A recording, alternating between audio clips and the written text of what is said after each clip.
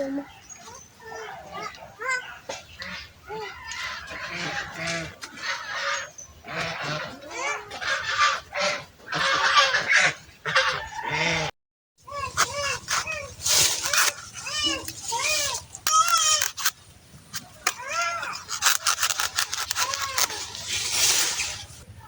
কি চেয়েছিস ব্রো?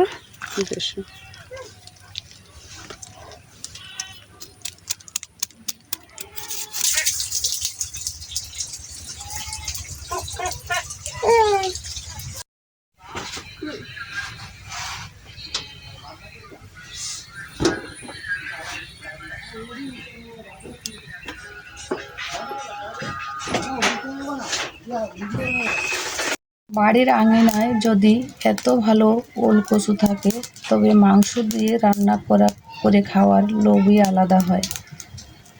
আসসালামু আলাইকুম।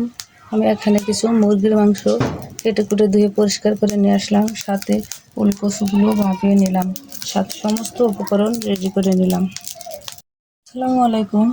মাংসের মধ্যে 1 চামচ জিরের গুঁড়া দিয়ে দিলাম, 1 চামচ ধনিয়া গুঁড়া, সামান্য গোলমরিচের গুঁড়া, আদা রসুন পেঁয়াজ বাটা 2 চামচ পরিমাণ, আর শুকনো মরিচ 1 চামচ পরিমাণ, সাথে কিছু পেঁয়াজ কুচি,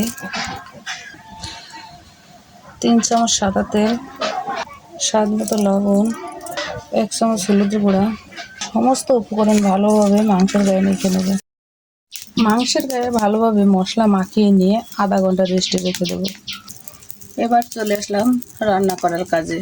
চুলায় একটা কড়াই বসিয়ে কড়াইতে 1/2 কাপ সাদা তেল দিয়ে দিলাম।